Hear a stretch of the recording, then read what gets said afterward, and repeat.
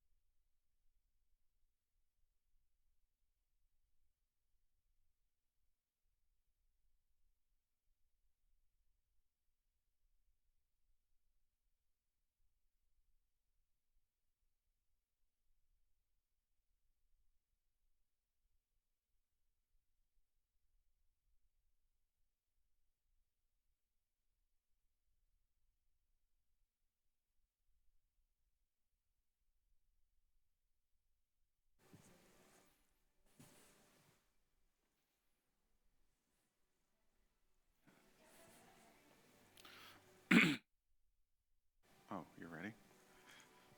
Are you sure? Okay.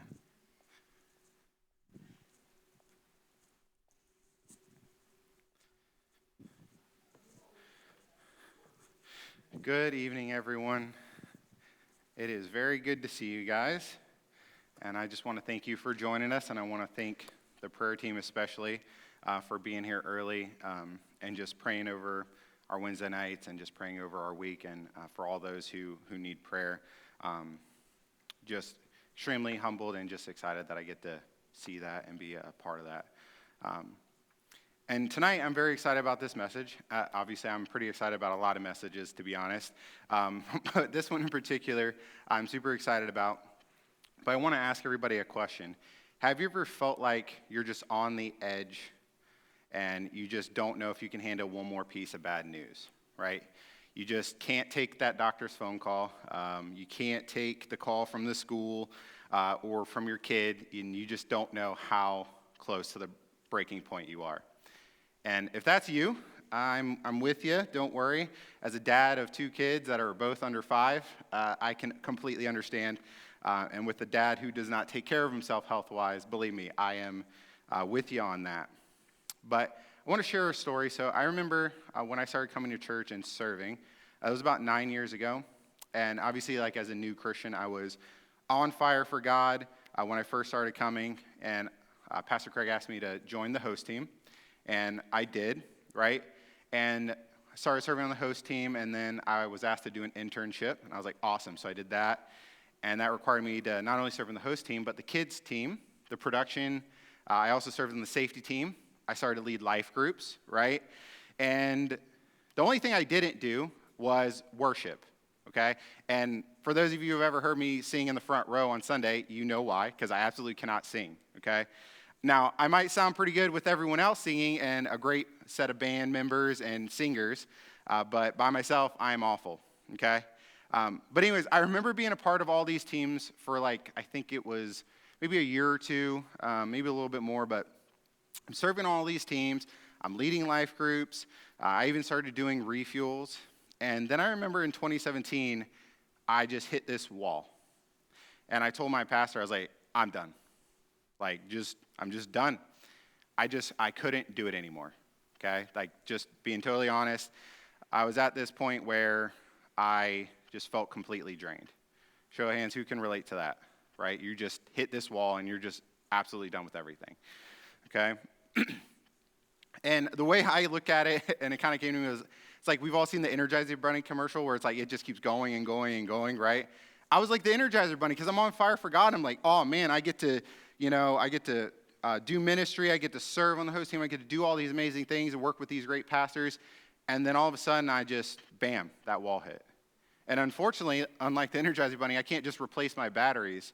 I was at the point of being completely drained, depleted, if you will. And you see, this can happen when you don't like talking about the stress that you're going through or how tired and exhausted you may be. And it really just comes out of nowhere. And you just hit this wall. And that's kind of where I was at. And the reason that story and this message kind of came to mind was because Pastor Craig talked about how we as Christians are called to be the hardest workers in all that we do, right? We should be the best workers at our job and employees or employers. We should be the best servants when it comes to serving in our communities or on teams, right? And the reason is because we're not just working for an employer, or we're not just doing a job. We're working for the Lord.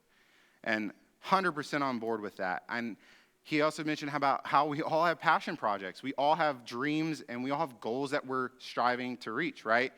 And we all have things that we like to do in our spare time. And there's absolutely nothing wrong with that. But I wanted to share this on my heart because since we know that we need to work really hard, we have to provide for our families, we have to serve one another, we have to use our gifts, right? We've talked about all these things over the last few weeks at Refuel and on Sunday. And I just want to help make sure we don't reach that breaking point I was at years ago. And I remember all those years ago feeling not just tired, but like straight up exhausted, to the point of like, I just cannot do it anymore. My body was exhausted, my mind was exhausted, and I was emotionally exhausted. And essentially, you can chalk it up to I was completely burned out and depleted. And if you said that you have felt this way, or maybe you're getting to that point of exhaustion or burden, I want you to say, hey, don't worry, because people are with you, okay? So according to a 2021 Harvard business study done around the world, 62% of the people who were struggling to manage their workloads had experienced burnout often or extremely often in the previous 3 months. Now, mind you, yes, that's after COVID, but even with the study before, people were extremely overworked and extremely burnt out. So no matter whether you're in America or you're around the world, okay, you are not alone. People are overwhelmed, they're stressed, and they're just pushed to the edge of basically being burnt out. And really, burnout isn't just a result of working long hours, okay? It is a combination of mental, emotional, and physical exhaustion from multiple sources, and I can truly confirm that based on my personal experience. And I will get a little technical, because burnout is generally defined as physical or mental collapse caused by overwork or stress. Meaning the demands of socialization, finances, kids, you're overworked at your job or trying to even take care of your own health causes this burnout and stress. And so, talking about being hurt in different ways, right, physically or mentally, I remember when I was a kid and somebody broke their bone in class. It was kind of cool, right? Because they had a cast and it meant they did something really awesome or something super exciting, and they were the cool kid. Because you got to sign their cast and you got to put your name on there, and it was really awesome. Except that when it came to your mental health, it's stigmatized if you're actually hurting or if you feel burned out when it comes to your mental health. And so sometimes we think we're just stressed and we're just tired. Well, I just want you to know there is a difference between stress and burnout, okay? See, stress is typically short-term or related to like a project, a situation, an event. Like, hey, you have to give a speech. Maybe you started a new job. Let's see, you got to move.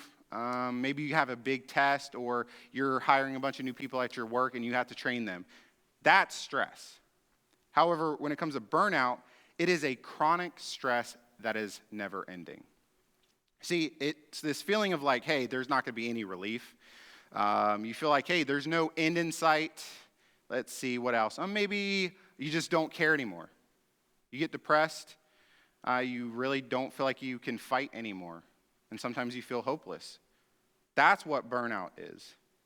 And since we've heard over the last few weeks about being rested, working hard, right, at our jobs and in our communities, we've learned about how to help one another and use our gifts for people. It's important to know how to prevent that burnout. Because we're all called to ministry in some form or fashion, and most of us are still working a full-time job, and we have families, and we still have to provide and nurture them as well.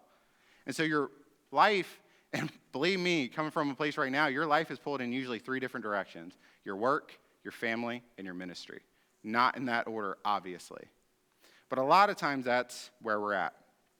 So I want to stress how important it is to prevent that, and being through that and just knowing what ministry can do. I want to share some tips and tricks for you guys, if you will. But first, I want to look in the Bible, because there were those in the Bible who even dealt with these same feelings of stress, anxiety, depression, or exhaustion, and just general burnout. And so I want to look at the prophet Elijah.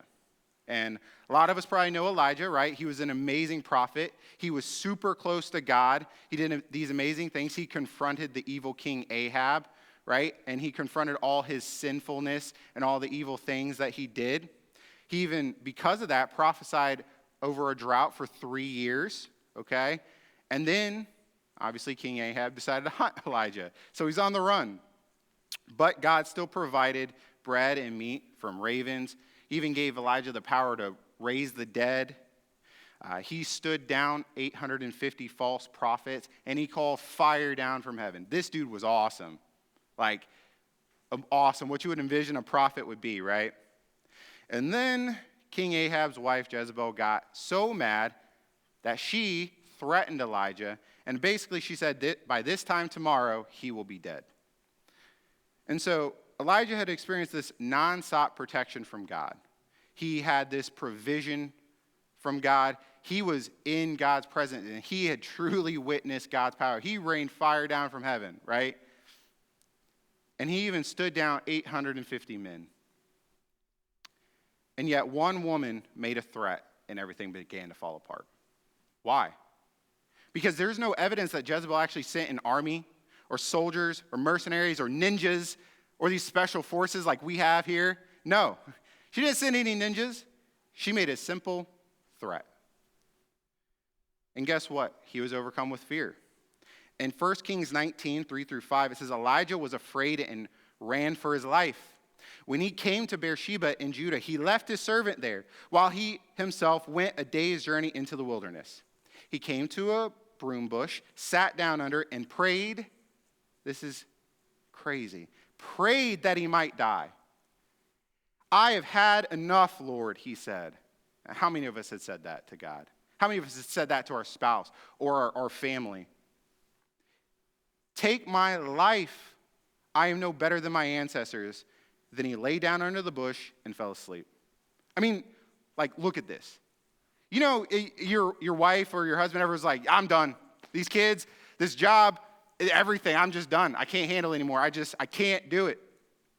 He was so done, he prayed to God to take his own life. I've been in a lot of dark places. I've been burdened quite a bit. And there has, I don't think, ever been a time I've truly been there. He told God, I have had enough. And so in his case, we see how his body responded to this kind of stress, this type of burden, this type of burnout, right? Because of all these amazing things he did. And then one woman threatened him, and he said, I'm done. I just can't do it anymore, God.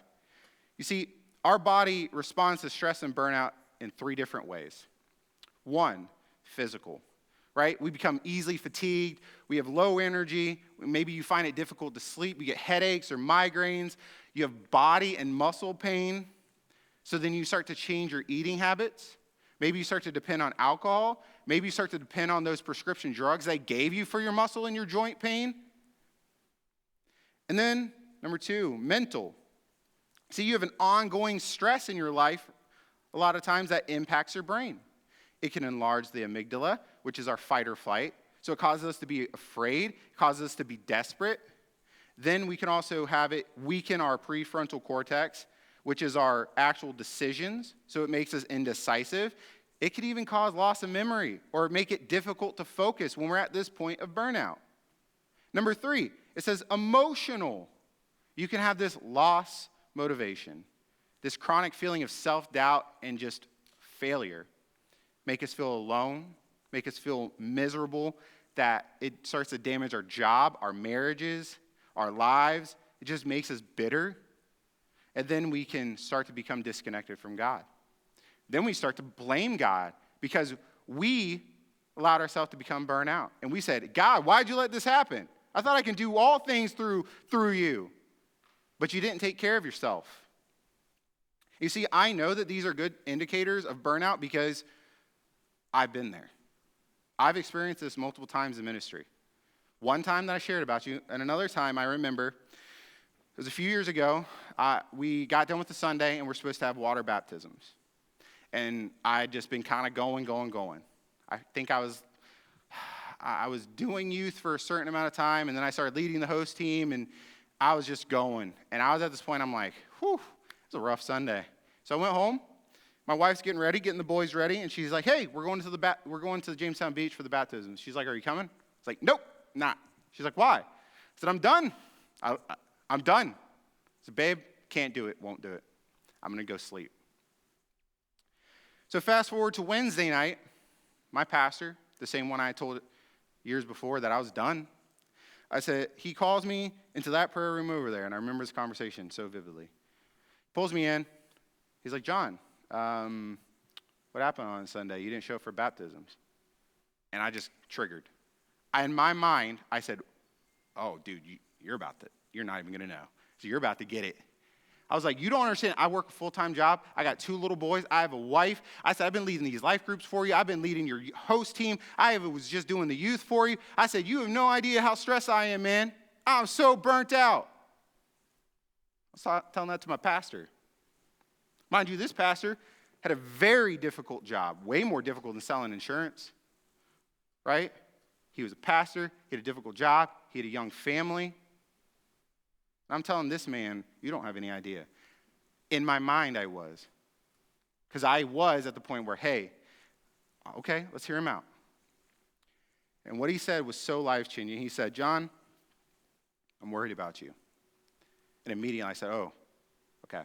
He's not doing what everybody else in my life. He's not trying to just fix me and tell me I did something wrong. He cares. He said, John, baptism is super important, man. He goes, what if somebody had wanted you to come baptize them and you weren't there? And ever since that stuck with me. I'm like, man, he's right. Because I wasn't taking care of myself. I had gotten to this point of just being so burdened and just burnt out that I couldn't have been there for my family. I call the church my family, right? And I'm like, I couldn't even be there to witness them be baptized for Jesus. And so he said, John, I'm just really worried, man. He goes, you're just always going. And he's like, what do you do for yourself? And I'm like, what? What do you mean? What do I do for myself? I was like, yeah, I spend time with my family. I play video games and take breaks and stuff. But I never really thought about what I do for myself. And he said, hey, I was listening to this podcast by Craig Groeschel, and he talks about these 4 tanks. Your physical, your mental, your emotional, and then there's a 4th one, your spiritual tank. He said, everybody has 4 tanks. He said, and in ministry, in your life, your family, your job, all of those get depleted. Your job decreases your physical, your emotional, your mental. Ministry can decrease your spiritual, and all of them, basically, right? And your family, the same thing. He said, you have to find things to do to refill that tank. And I'm like, refill? I was like, bro, you don't understand. I just go until it is on E. And he said, no, man, you got to find something that refills that. He goes, if you get to that point that all 4 are drained, it's not good. He's like, that's where you're getting. And I started thinking, what do I do? I was like, yeah, I know I spend time with my family. I know I play video games and, do things for myself. But, I never thought about it in that aspect of, what refills me, right? What recharges me? And he told me, he's like, yeah, I like to fish. I like to spend time with my family. He's like, I like to go out to the lake. And I'm like, what is it that I like to do? And that conversation changed my life. It truly did, because I realized that somebody loved me enough to say, hey, what you're doing is literally killing you. Pastor Greg talked about that the other week. He's like, your body has a limit. And if you use it up, there's no more. And so I got to that point pretty much. And so I want to ask, how do we get there? And it's by making the same mistakes that Elijah did. You see, number 1, we run ourselves into the ground. It's probably the most common one. And so in 1 Kings 19:3, it says, Elijah was afraid and ran for his life. And so if you look at a map, it says he ran to Beersheba, right, which is roughly 100 miles where he was. So he ran 100 miles. I can barely run 1. okay? I could probably push myself for 2. This man ran 100. And you see, we try to do it all, right? Go to college because your parents want you to. You try to get grades, and you get a full-time job. Then you start dating, you get married, you have bills to pay, you have kids, you have a home. And you just go, and you just go, and you just go, all at the expense of your own health. Because you think that's what you're supposed to do. Number 2, we try to do it all on our own. See, it says, when he came to Beersheba in Judah, he left his servant there. 19:3. He left his support there. He left his servant. And how often do we do that? That we're like, hey, I can't talk about it with Lawrence today, man. I'll deal with it myself. We don't want to talk about the things that we go through because we're just like, one, I don't want to be a burden, or you maybe just genuinely don't know how to open up to somebody. And the reality is we should do the exact opposite.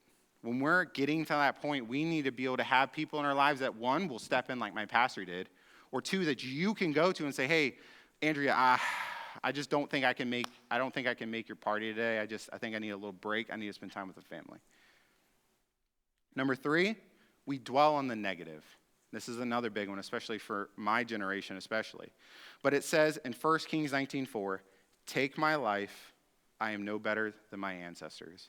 See, Elijah now got into the comparison stage. He's like, I'm just not even better than my ancestors. And how often do we do that? You get on social media, or maybe you have a friend, and they go on this amazing trip, and you're like, dude, I'll never get to take my wife on an awesome trip like that.